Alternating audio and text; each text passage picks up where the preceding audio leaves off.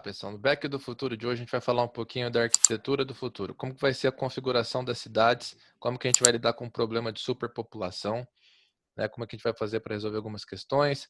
A primeira coisa que vem à mente é a verticalização, né? Extrapolar aí os níveis de altitude, né?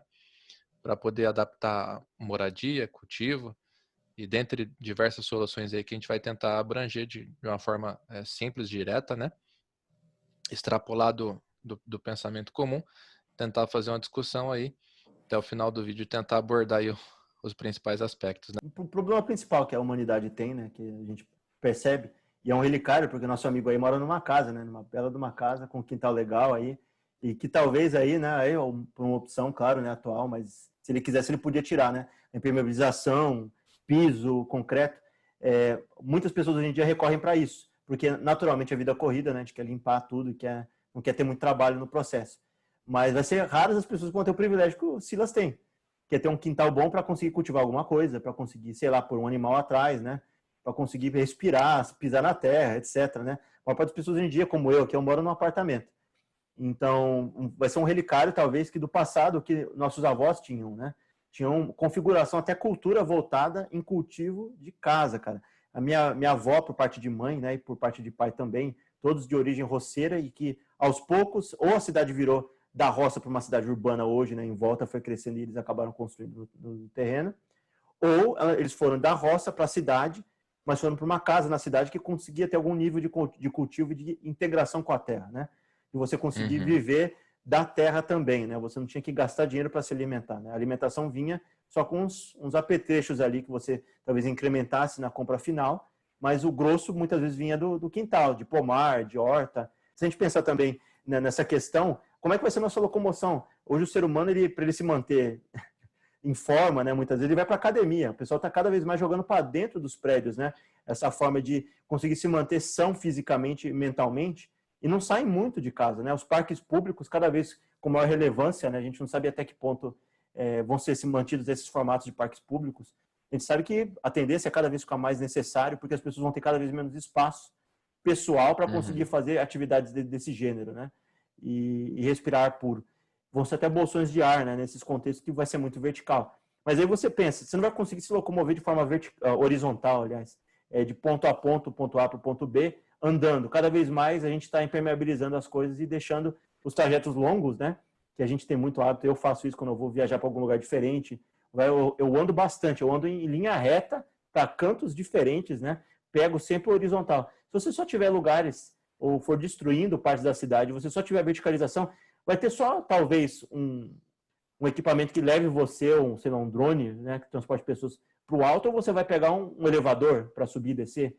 Isso vai eliminar muito do exercício involuntário e passivo que o ser humano faz, né, no plano que a gente vive. Isso é um movimento involuntário. Você não pede para subir e descer uma escada. Você não pede para você andar até a padoca da frente ou para você ir no parque público. Você vai andando, anda de bicicleta. Né? Exato, mas você não é, entendeu? Todo mundo acaba fazendo porque é necessidade. Se você não tiver mais essa necessidade, o que vai te garantir que você vai fazer esses movimentos que são involuntários, né?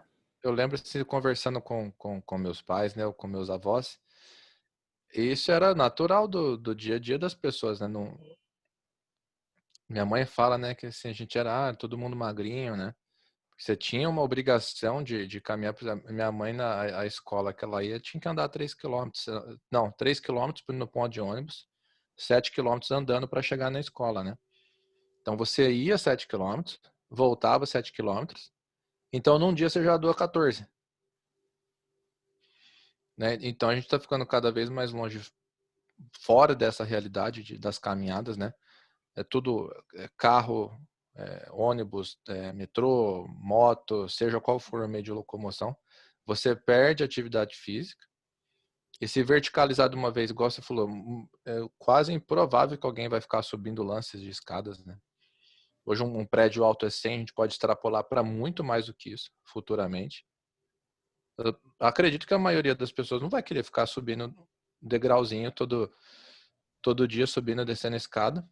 Não, imagina outra coisa, a gente lembrando aí da nossa querida Hanna-Barbera, os Jetsons. Eles sempre chegavam ali por cima, tinha um terraço que o pessoal pousava e de lá de cima, né? cada um ia pro seu apartamento embaixo. Ou seja, a sua entrada não vai ser mais por baixo, né? A tendência no futuro é entrar por cima, né? Você entra por cima, não por Sim, baixo, né? E aí muda até a forma como você interage com a... Quando é que você vai enfiar o pé na terra, cara? A gente não vai mais tocar, não vai ter mais a expressão pés no chão. Para que vai existir? Se ninguém mais tem os pés no chão, pé na areia. nos ares, exato. Cabeça nos ares, né? Todo mundo vai viver na cabeça nos E ares. isso vai influenciar, eu acredito, também organicamente, Bira, porque já tem estudos, né, sobre coordenação motora, né, desenvolvimento da criança, do corpo infantil. As crianças não andam mais descalças, estão sempre calçados, se atrapalha no desenvolvimento. Talvez se atrapalhe na safra de atletas, né? Talvez você prejudique, se você verticalizar muito, pode chegar num ponto que você começa a ter problema na adaptação do corpo, mudar, né, a configuração. Tem uma coisa que a gente não nota, mas assim, tem pessoas que vão muitas vezes fazer montanhismo para alturas gigantes, né? E vão talvez em lugar rarefeito. A gravidade também é diferente em lugares muito altos, né? Você tem menos Sim, oxigenação muitas vezes. Você tem problema de... A gente não sabe qual é o impacto da gravidade, a gente sabe que tem impactos em níveis estratosféricos e níveis espaciais. O cara volta com musculatura mais fraca, osso mais fraco, porque a gravidade não está trabalhando da mesma forma. Será que a gravidade em altas altitudes, né? Pouco contato com o chão, né? Não pode também influenciar na saúde física das pessoas, né? Musculatura, uhum. osso, tal, né? A pressão arterial a gente sabe que muda, né? Tem paciente que vai assim, o pessoal às vezes aposenta, muda pro nível do mar, né? Muda pro litoral para poder baixar um pouco a pressão naturalmente, né? Já é um indício claro, né, de que a gente não foi feito para morar em regiões muito altas, né? A gente foi feito para estar com os pés no chão e perto ali do nível do mar. Você pega aí mais ou menos engenharia padrão aí, né? Não sou engenheiro, não vou saber certinho, mas uns 3 metros cada andar, né? Fora lobby, essas coisas. Então você põe um prédio de 100 andares, já são 300 metros. Conforme você vai crescendo, vai mexendo bastante coisa, né? E precisa ver também se você não vai interferir a hora que tomar o... Lógico, talvez um prédio não faça diferença, mas a hora que você tomar o espaço, né, de encher, você pode ter problema até com o trânsito de aves, como que vai ser a concentração desses animais que voam ali, né? Tem uma pauta que a gente fez aí anterior, inclusive uma das nossas comentaristas aí que fez o comentário na pauta sobre prisão, se você quiser ver, ó, vai estar aqui em cima. E ela falou sobre uma alternativa que a gente não tinha discutido lá, sobre a prisão subterrânea. A gente só tangenciou, né? A gente falou sobre a série do Netflix. E é uma outra questão que a gente não sabe. Como é que a verticalização extrema vai lidar com lugares? A gente já sabe que o Japão lida com terremotos constantes. E a Terra a gente Uhum. está vendo que ela tá rebuliçando. Tem regiões ali que estão tendo abalo sísmico, né? Talvez desgaste ali, né? Placas, uma desgastando em cima da outra ali para criar novos relevos, né? E até revirando terra em lugares hoje, né? Tem cidade, né? Deu até problema grave na Itália há pouco tempo atrás, né? Em vilarejos antigos. Como é que o mundo vai lidar com um mundo extremamente vertical e com as terras ou qualquer tipo de problema de abalo sísmico que tem embaixo? Se a gente construir cada vez mais para o vertical e construir cada vez mais para baixo, né? Para dentro da Terra. A Terra não vai reagir de uma forma boa, porque tem o magnetismo natural dela. Tem as camadas de terra que tem embaixo. Se ficar removendo muito a Terra e fazendo, né, alterações em todo o globo, né, seja muito para o alto ou muito para baixo, isso pode tornar um problema grave. Imagina você criar uma prisão de 1000 andares, e aí você vai e concentra todo o país lá dentro. Isso vai ser natural, entendeu? Como é que vai funcionar um negócio desse, né? Tem Não que é tomar simples. cuidado aí, né? Então, tem uns gênios aí descobriram recentemente que a Terra é plana, né? Se for muito, você vai varar do outro lado lá, né? Não vai poder... Precisa ver também se você tem estudos, né, de geologia. Não sei, né? Só assim, exagerando, né? Extrapolando o pensamento. Você pode mexer com o equilíbrio. As placas tectônicas, né? A crosta terrestre está em cima do manto magmático, que não é rígido, né? Ele tem oscilação. Se você começar a concentrar muito prédio num lugar só, você pode mudar a distribuição de peso. Você pode mexer aí em estruturas que a gente não sabe o efeito prático. Então, você teria que ter um estudo prévio de geologia para saber os locais que poderiam construir. Aliás, toda obra aí, se for começar a consulta um geólogo ou um pedólogo, tá? Para saber se você não vai botar isso tua casa no lugar que vai desmoronar, tá? Então é sensível, teria que ser pensado antes de começar a mexer, né? Igual você falou, se a gente chegar ao ponto de construir um prédio de 1000 andares. É muito peso. Qual que é a ação do vento num lugar desse? Foi uma japonesa que falou para mim, era uma guia, né, tava trocando ideia comigo, ela falou assim que uma vez ela estava trabalhando, quando era mais nova, né, numa empresa, era um arranha-céu e tal, e do nada ela estava tomando um café e ela começou a ver, nossa, e isso é uma japonesa, na época ela não tinha atinado, porque é natural lá para eles, né? Era um prédio gigantesco, o prédio estava sambando em S, ela estava fazendo assim o prédio. Aí que depois que ela estava olhando para o nada, né, ela estava pensando no nada, né? Como a gente faz muitas vezes, né? Tá trabalhando e tá vendo o que a vida vai fazer para a gente aí, né? O que não vai fazer. Aí ela lembrou, assim, isso é terremoto. Então, tem um bloco interno dentro desses prédios, quando o prédio é muito alto, que ele meio que, para trabalhar com o peso dele, o bloco vai se movimentando, né, na estrutura para manter, contrabalancear o peso, né? Imagina você construir um prédio gigantesco, né? Não sei qual é o limite que se tem hoje, né? Você vai ter que ter um monte de bloco, né, para contrabalancear peso de um lado para o outro. Imagina a zica para fazer isso, para conseguir ficar equilibrando um prédio gigantesco, né? Mas em relação a esse tópico que a gente pode falar um pouco mais, só para lembrar um pouco as pessoas, que a gente fala sobre caminhar, né? Você falou de 14 quilômetros da tua mãe. Minha mãe também tinha algo parecido, ela andava bastante. Uma meia maratona é perto de uns 21 quilômetros, né? Uma maratona inteira é 43, se eu não me engano, 40 para 40 mais ali, não sei quanto. Mais de 40. Mais de 40. Então você imagina isso, sua mãe andava quase uma meia maratona por dia. O povo andava muito, né? Tudo no plano horizontal. As pessoas elas faziam a caça, correr atrás do animal e tal, não sei o quê, horizontal. Tudo horizontal. Talvez um pouco subir na árvore, né? Para pegar algum bicho, tal, pegar alguma árvore. Ou um pomar, tal, podia subir. Mas no geral era tudo horizontal. Você vai mudar a natureza humana mesmo, né? A nossa natureza foi sempre horizontal. Sim, e tá se falando já de verticalização de hortas, né? Tem tipo algumas frutas que você precisa de raiz profunda, né? Como é que você vai pôr um pé de manga numa horta vertical, por exemplo, assim, não tem solução. Tem lugar que você precisa de espaço, a raiz precisa crescer lateralmente, né? Para se apoiar, para puxar água, né? Eu ouço assim a história da minha mãe falando que meu avô ia na venda só para comprar o que não dava na terra, né? Que não podia fazer, tipo um arroz, um feijão. O resto tirava tudo de lá. Tinha umas galinhas correndo pro chão, tinha uns canteirinhos de milho, uns canteirinhos de mandioca lá e se alimentava bem, cara.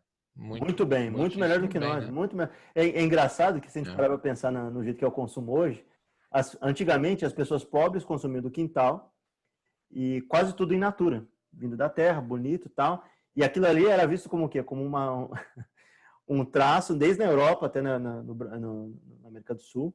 A gente tinha esse traço de que os pobres eram os que precisavam consumir, trabalhar na terra para fazer o negócio, né? Era gente que não tinha muita grana no geral. A gente vê muito pelos interiores do Brasil. A nossa origem de povo é essa, toda roceira.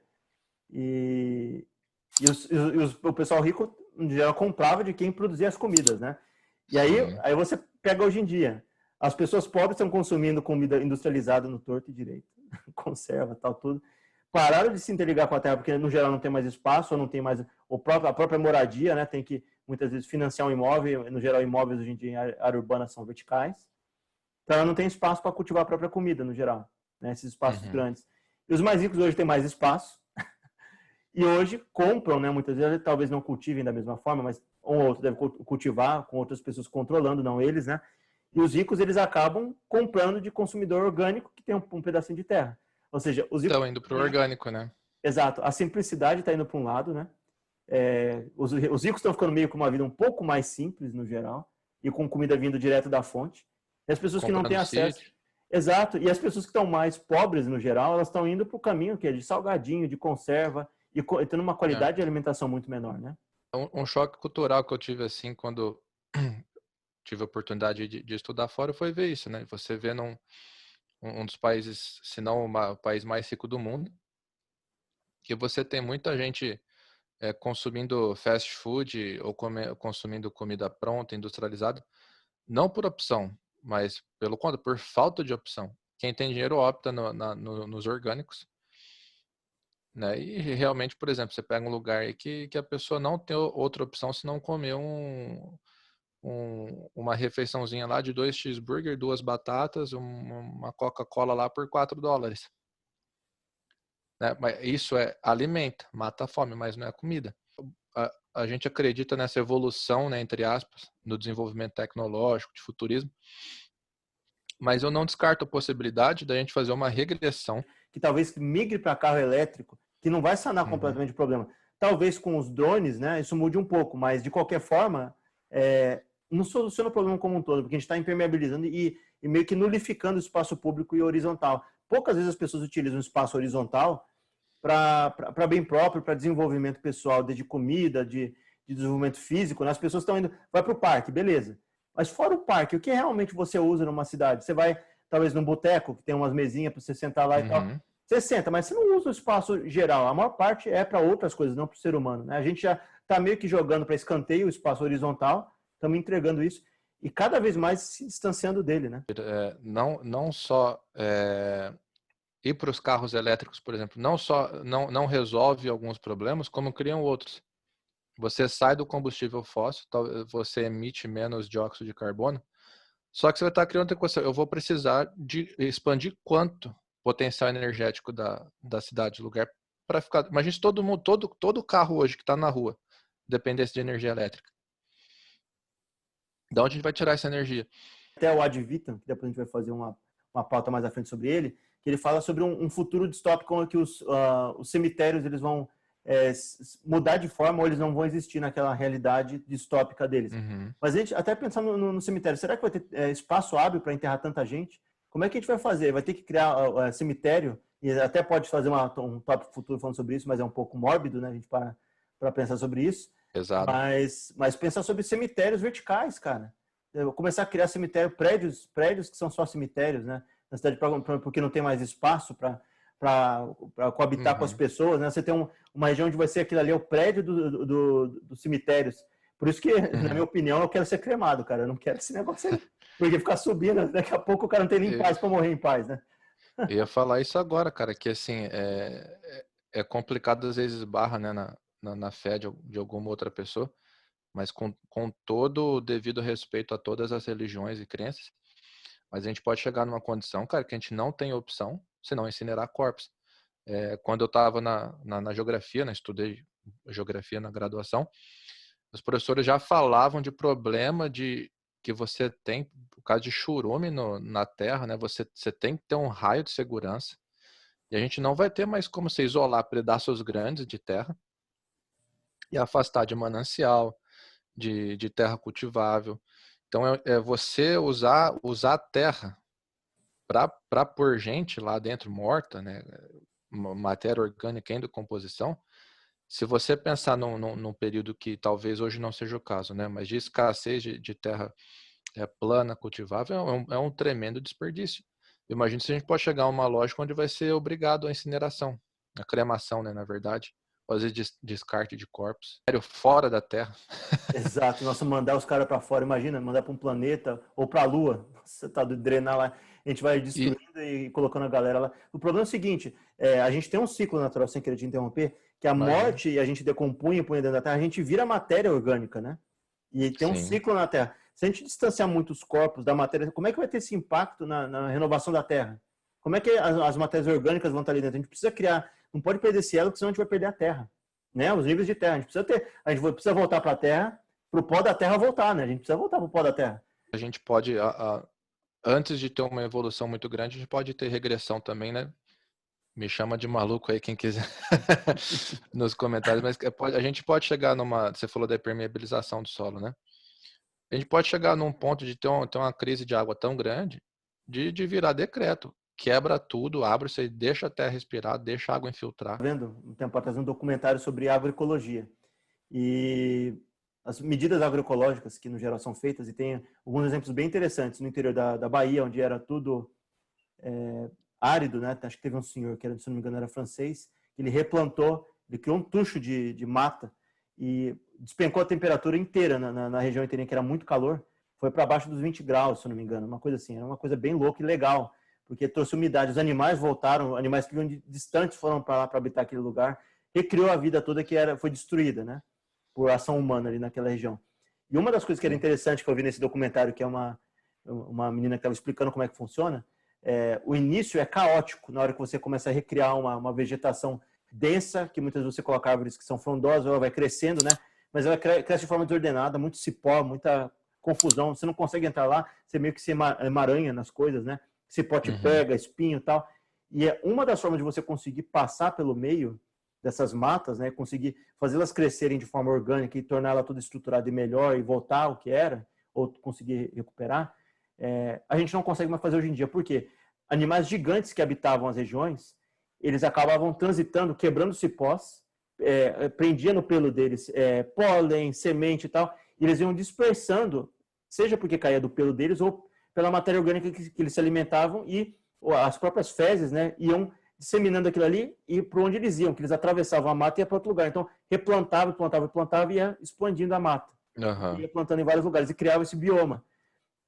E uma das alternativas que eles tinham falado hoje em dia, que talvez o único animal de médio porte para grande que a gente tenha hoje em escala grande, seria o cultivo de bois em escala menor do que se tem hoje, mas eles em uma região como essa, para ele conseguir passar e dispersar, para conseguir fazer um replantio em larga escala.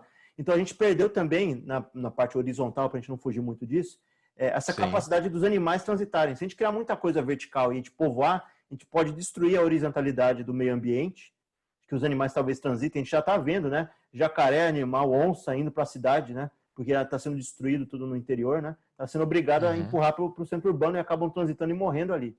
Muitos deles, né? Morrendo por ataque humano ou por trânsito de carro, né? Animal silvestre no meio das pistas. Então você vai acabar também influenciando outras áreas que elas foram, o propósito inicial delas era ser horizontal puramente, não um ponto, né, de intersecção entre dois prédios verticais. Aquilo ali não foi feito para ser dessa forma, né? Você pode agora que você falou vem na cabeça, Bira. Você pode inclusive influenciar, né, uma mudança, forçar uma mudança nas poucas árvores que sobrarem, né, no centro urbano, porque o prédio vai crescer, vai fazer sombra e a árvore que tá lá, ela vai procurar sol, né, de algum jeito. Então você pode forçar o crescimento dela. Ou se ela não conseguir se adaptar dessa forma, aí ela você vai acabar extinguindo o pouco que sobrou de vegetação no contexto urbano, né? Sobre hortas verticais e hortas urbanas, tem hoje em dia exemplos, se não me engano foi Düsseldorf ou Frankfurt, na Alemanha que eu vi, que tem prédios inteiros, que uma parte deles, ou duas partes, né, duas paredes, com forrado de vegetação, né? Vegetação não de raiz profunda, né? Mas para limpar o ar da cidade e para tornar a temperatura, despencar a temperatura da cidade, que está ficando muito calor, né? Tem muita impermeabilização, concreto. Então, para você conseguir liberar isso, a vegetação solta mais umidade, né? Ela vai despencando em certas áreas a temperatura que está ficando muito alta. Você vê os exemplos clássicos, né, de urbanização, mas também com questão também de influência humana no processo, a Índia, né? O recorde de temperaturas que eles têm, que passa muitas vezes 40 graus, chega a quase 50, né? As cidades são muito populadas, estão urbanizando muito, mas sem uma estruturação muito relevante, e a temperatura vai disparando. E aquilo ali, a humanidade, a gente já viu em tópicos anteriores, né, sobre sanidade mental e como o povo reage. Você cria mais inconstância social, dá mais gente insatisfeita com qualidade de vida baixa, que o ser humano, a gente já viu também nessa pauta, que foi feito para viver entre 15 e 20 graus. A própria reutilização do Tietê em São Paulo, né? Não foi nem um pouco pensado aquilo, né? É a desgraça que é hoje lá, porque o rio ele tem meandro por um propósito, né? O meandrar do rio que limpa a água, purifica, né? Então você vai contra a natureza, concreta tudo e pega um rio que é cheio de curva e faz ele retilíneo, você quebrou completamente a lógica natural, né? Então se a gente começar a mexer muito com isso daí, talvez tenha problemas que a gente nem consegue pensar agora, que só vai saber sentindo o impacto depois de fazer. A gente já sabe de alguns deles, né? Porque além de outra questão que vai ter sobre a verticalidade, né? Você talvez tenha que entubar mais rio, porque o rio ele trabalha de forma horizontal, né? Isso é inegável, a gente sabe. Ele vai segue o curso dele na forma horizontal e nas cabeceiras, né? Ou nos cantos dos rios ele vai limpando. A gente vai jogando esgoto, vai jogando lixo, não limpa o rio, deixa ele reto e ainda por cima a gente não deixa ele se autolimpar, né? Com a vegetação lateral dos rios. Então o que acontece? Você sempre vai ter que trabalhar essa água que tem perda de água potável, vai ficando água cada vez mais suja. Sim. Cada vez mais tendo que ser tratável, que não é uma coisa natural. E segundo, você criando regiões muito verticais e com muita concentração de verticalização, você vai ter que de novo desviar talvez esse curso do rio, vai ter que entubar ele, né? Vai ter que tirar ele de cima, talvez que ele esteja exposto agora, e vai jogar ele como se fosse esgoto, vai ter que colocar num tubo e desviar ele para outro lugar, para ninguém conseguir ver. Então, menos acesso ainda ao que a gente veio, né, da terra mesmo, né, da interação humana com a terra. Não vai ter nem interação com o rio do lado. Eu lembro quando a gente podia, né, nadar do rio fazer muito bem, né? A gente poder entrar num rio, né, ter contato com a vegetação. Nadar em rio é gostoso, rapaz. Ou açude, né? Coisa que o povo não conhece hoje em dia. É isso aí, pessoal. Se vocês gostaram, deixa o o gostei aqui para nós, dá um tapinha aí no sininho já para você receber as notificações. Aqui a gente está sempre falando de futurismo, sempre tentando prever e ficar atento com o que vai acontecer. Beleza? Um Valeu. abraço.